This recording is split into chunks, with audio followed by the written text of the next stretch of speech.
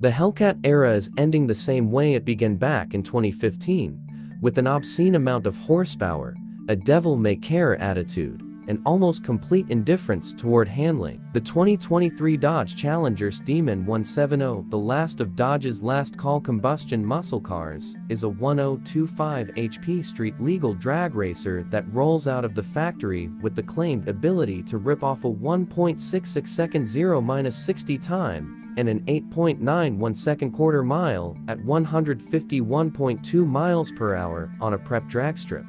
If those numbers hold up, the Demon 170 will be among the quickest production cars ever built, at any price. Its competition, as far as straight-line performance is concerned, amounts to the $111,630 Tesla Model S Plaid and a handful of supercars and hypercars, all of which channel their thrust to the ground through four wheels. Those cars make the Demon look like a bargain. Propelled by Black Magic, it starts at $100,361 a cheeky $96,666 before destination and gas-guzzler tax, and dispatches its 945 lb-ft of torque through only the rear tires. Dodge CEO Tim Kuniskis is adamant this new car isn't simply a modified Challenger Hellcat or an upgraded version of 2018 Challenger SRT Demon. To make the point, he holds up a camshaft and says, "This is what's left of the Demon engine." He's exaggerating, of course, but Dodge engineers replaced more components than they originally planned on just to keep the engines from self-destructing. The list includes new pistons,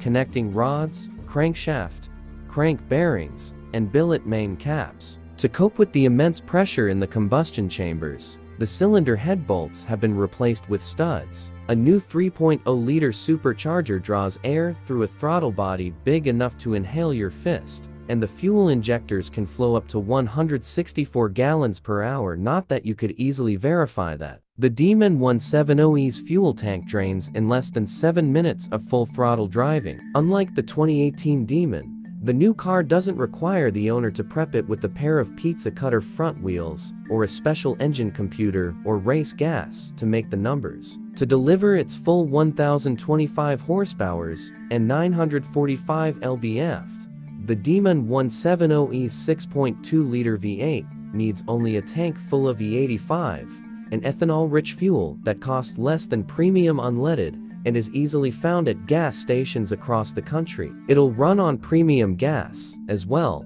but output falls to a mere 900 horsepower and 810 lb-ft. Dodge leans heavily, maybe too heavily, into E85 as a branding theme for the Demon. The 170 in the name comes from E85, being 85% alcohol, or 170 proof in the world of liquor. The words "alcohol injected" are etched on the hood scoop's bezel, and the engine block and the eye in the Demon badge are yellow, in a nod to most of the ethanol in E85 coming from corn. Buyers also get a bar set that includes whiskey stones and a decanter that will terrify their children. Dodge's times were achieved on a drag strip prepped with VAT sticky, tar-like coating that improves grip. On an unprepared surface like we use, the 0-60 time will likely be in the low 2-second range, and the quarter-mile result will be firmly in the 9s. Kuniskis also stresses that Dodge's 0-60 and quarter-mile claims can only be matched under the best possible circumstances. You'll need a meticulously prepped track,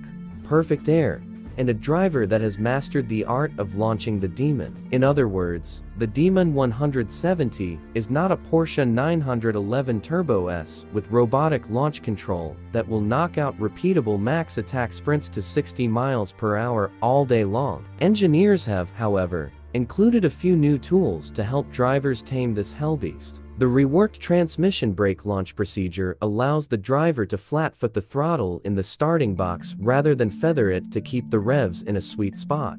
If the tires spin on launch, the driver can use the Demon's infotainment system to dial in a custom torque curve for the first 1.6 seconds of subsequent runs. There are also settings to soften the shifts from first gear to second and second to third if the tires are breaking loose during gear changes. Although the car can technically run the 8.9 second quarter mile as you drive it off the dealer lot, you'll be hard-pressed to find a track that will let you do just that. Should you master the demon's nuances and slip under a 9.0 second quarter mile, you'll need both a roll cage and a parachute to run at any NHRA-sanctioned event. It'll take a fabricator to build a proper cage, but customers will be able to buy the parachute directly from Dodge through its direct connection parts catalog. To purchase a demon, buyers will once again have to sign and notarize an affidavit stating they assume all risks of driving a vehicle that is trying its damnedest to conjure the devil. A revised suspension is designed to transfer weight rearward more quickly,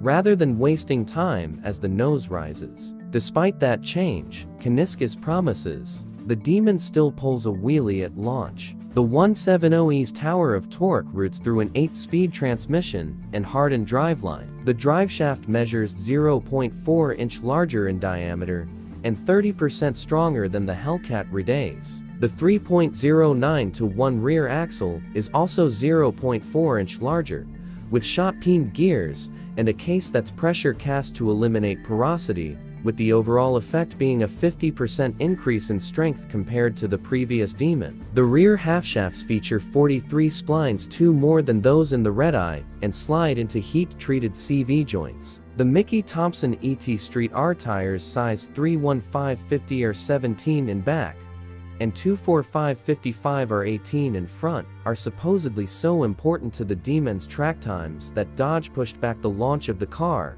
when the tire maker ran into supply chain issues and tried to bow out of the program. Optional $11,500 wheels combine aluminum spokes and a carbon fiber rim with titanium bolts. They save 32 pounds compared to the standard aluminum wheels and spin up quicker because the weight is more centralized, giving them a lower moment of inertia. Unsurprisingly, the Demon 170 looks pretty much the same as every Challenger we've seen since Dodge introduced this generation in 2008.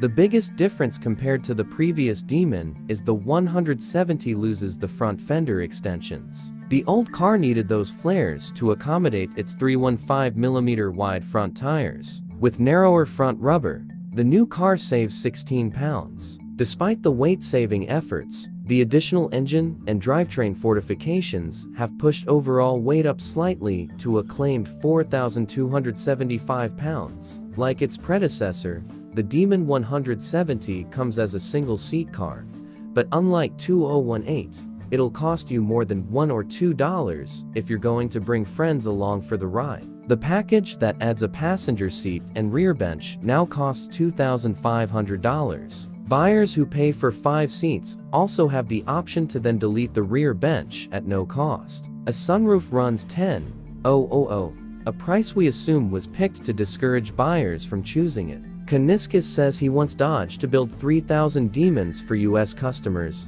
and another 300 for Canadians to match the production run from 2018, but he's not committing to that number. As he's saying that, someone in the back of the room shouts out, 500. The Brampton, Ontario, plant that will build the Demon will cease Challenger production at the end of the year. The company is hoping to scuttle dealer markups by prioritizing production for customers who pay MSRP, and repeat buyers who already have a 2018 Demon in the garage get a chance to buy a new model with a VIN that has the same final 6 digits. Anyone else looking to get their hands on a Demon 170 may very well have to make a deal with the devil.